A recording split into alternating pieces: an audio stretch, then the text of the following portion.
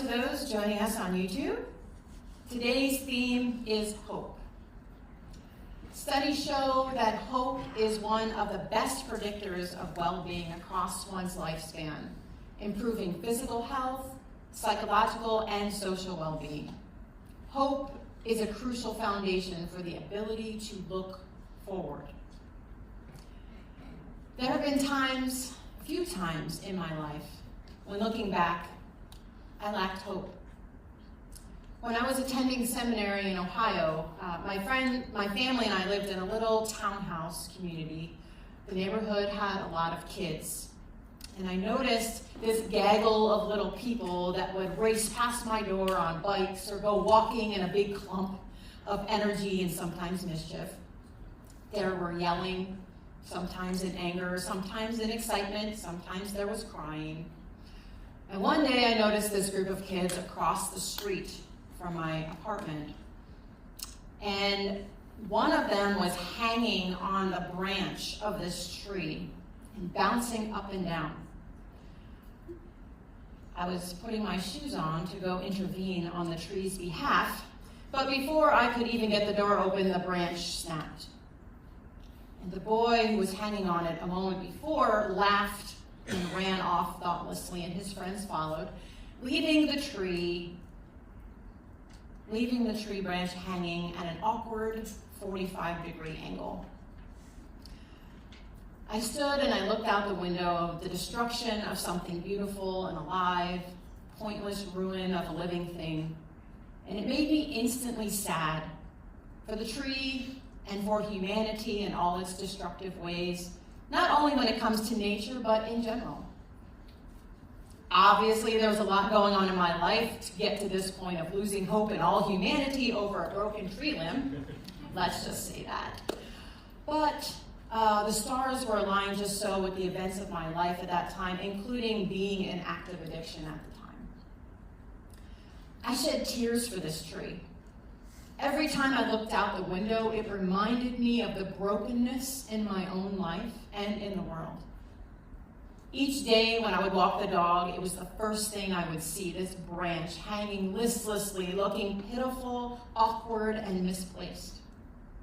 With each daily encounter, I continued to be sad and angry and powerless to stop the unfair things that break helpless people and things in the world. Looking back, I can see the need for acceptance, but back in 2010, acceptance for anything was a long way off for me. As fall turned into winter, that tree remained there as a stark reminder of the messy feelings and blame and judgment and hopelessness I felt every day.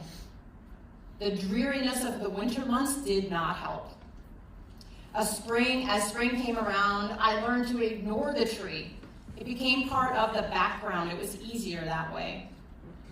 And one day I was walking the dog and the branch caught my eye. Something was different.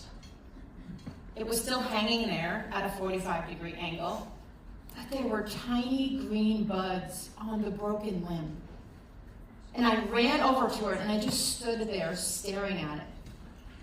For all those months, I blamed and denied and stewed in the many resentments and aching hopelessness. And in noticing these buds, all of that seemed to fall away in a moment of realization. Because when I saw the tiny green buds on this broken branch, something let loose in my soul. I cried tears of joy over the same branch that months ago I had cried tears of sadness and frustration. I knew it was God's message to me, that there is hope, even when all seems lost, even when things seem too broken to function. There is always hope. All it took was a tiny thread-like connection from the bent-over branch to the trunk of the tree for nutrients to flow. Sure, it wasn't pretty, but it was doing it. It was bearing fruit. I was too wrapped up in my own despair and preoccupations to appreciate what this tree could do. The tree wasn't accepting defeat. It wasn't done. It wasn't too broken. It wasn't beyond its capacity to thrive. It adapted to what was available. And that tiny connection is all it took. The same is true about our connection to our higher power. In order for hope to remain alive, that tiny sliver of connection is all that's needed. We can think of ourselves as the branch that someone or life events have carelessly put too much weight on until we snapped and spiraled downward. Maybe we felt like we deserved it. Maybe we felt like it wasn't fair. Maybe we felt like this was inevitable. Maybe we felt sad or angry or ashamed. Maybe we were just a little kid when this happened and we thought it was normal. Whatever the case, it's important to note that something outside of us caused us to break under the weight that was put upon us. We as humans are not broken inside, even though it feels like it sometimes. We were falling downward because we didn't have the coping skills, which led us right into the arms of drugs and alcohol. We didn't have the voice to speak our truth. Now we have or are learning the tools of recovery, which are teaching us how to strengthen ourselves on the inside and put into practice every day of our lives. And when we do this, that little thread that connects the branch to the trunk gets stronger and thicker. The stronger and thicker that connection between the branch and the tree trunk becomes, the more stable the branch becomes, the more nutrients that are available to it. Before you know it, the things that used to cause the branch to bend or snap no longer do. The branch is strong enough to withstand more weight. Because no matter how good and healthy the branch's connection is to the tree trunk, there will still be people and circumstances hanging on it. Because that's what life is. Now, if the tree trunk is our higher power and we are the branch, the tree is providing nutrients and stability, protection, and care for the branch, the same as our higher power provides to us in our lives when we remain connected. Even when we are hanging at an awkward 45-degree angle, there is still hope. We can still be productive and live our lives in a way that is healthy and happy, despite all the struggles. Now, the metaphor of the branch and the tree trunk breaks down at some point, of course. So here's something I want you to hear today. Even if we or someone else uses a chainsaw to completely disconnect the branch from the tree, unlike the trees that are outside, our higher power is ready and willing, arms open wide, to graft us back on at any time. No matter what has happened, no matter how long it's been, or what the circumstances were that brought us to this point, our higher power loves us and wants us to have a connection. But that's only the beginning. It's about the relationship we have with higher power stemming from that connection. It's the time we spend in prayer and meditation, the time we spend seeking guidance, and trusting and surrendering. See, back in 2010, I got sidetracked by placing my hope in humanity. Boy, was I disappointed. For those who work the steps, when we truly put steps 2 and 3 into practice, came to believe that a power greater than ourselves could restore us to sanity, and made a decision to turn our will and our lives over to the care of God as we understood God. Our hope is placed in a higher power. Not ourselves, not another person, not an institution or method. All of those things will fail or disappoint us at some point. Our higher power won't. Now, hope doesn't mean that life is perfect. It means that our hope is in the proper place. with our higher powers, abilities, and plans.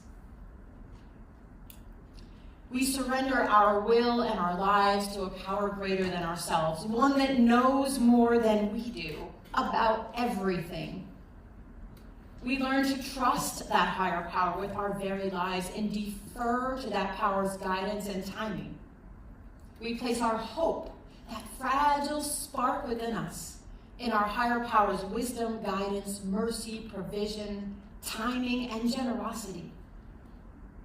I know I find hope in the fact that I am not running the show, that God is. And when I try to take over, things end badly, reminding me to get back on track and once again surrender my will. Rabbi Moshe ben Asher says this about hope. Hope is a palpable feeling that goodness is going to emerge in the world. The uplifting, sometimes even joyful experience of anticipating good things to come. It's like warm bread. It not only fills us up, it fuels our contentment. Whatever else is happening in our lives, things look and feel better when we're hopeful. We run on hope, and when it fades or disintegrates, despair and depression replace it, and we become immobilized or worse. You've heard America runs on Duncan? No. Although that might be helpful. We run on hope. We run on hope. Hope reflects our embrace of the possibility of a particular deeply desired future, and hope fuels our actions to help bring it about. So we're not talking about optimism here. Optimism and hope are not the same thing. Optimism is the belief that things will get better. Hope is the faith that with our efforts, coupled with our trust in our higher power, we can help make things better. There are actions we can take. Action is the antidote to despair. Optimism is passive. Hope is active. I think we could also think of it as hope as a matter of putting in place steps 2 and 3, like our lives depend on it, because they do. There are times in life where it seems like all hope is lost, that there's no point and that things will never get better. Maybe now is a time like that for you, or maybe you know someone who feels that way right now. Life can beat us down, for sure. I understand. But I want to reassure you that our higher power, no matter what that looks like for you, can do great and impossible things. Things that we think are completely off the charts, never going to happen. Our higher power can do those things. Our higher power can do more than we can dare to think or even imagine. And it starts with that tiny thread of hope. Like that snapped branch to the tree trunk to start the process. That's all it takes.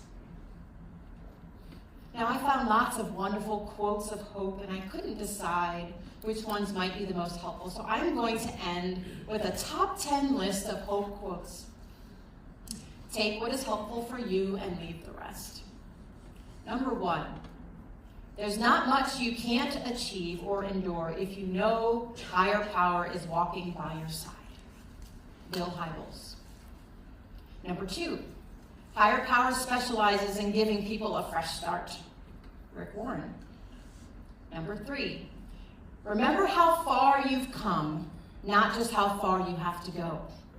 You are not yet where you want to be, but neither are you where you used to be. Again, Rick Warren. Number 4, never yield to gloomy anticipation. Place your hope and confidence in higher power, who has no record of failure. Letty Cowman. Number 5, it is wonderful what miracles higher power works in wills that are utterly surrendered to it. Hannah Whittle Smith. Number 6, Higher power's specialty is raising dead things to life and making impossible things possible. There is no need that you have that exceeds God's power. Beth Moore. Number 7, may your choices reflect your hopes and not your fears. Nelson Mandela. Number 8, we must accept finite disappointment, but never lose infinite hope. Martin Luther King Jr. Number 9, once you choose hope, anything's possible. Christopher Reeve. And number 10, the real hope is not in something we think we can do, but in our higher power, who is making something good out of it in some way we cannot see. Thomas Merton. And if you would like a list of these top 10 quotes, please see me after. But in the meantime, let's take a few moments of silent reflection on hope. What does it mean to you? What have you seen or heard today that has stirred the hope within you, or how you think about hope? Let's take a few minutes.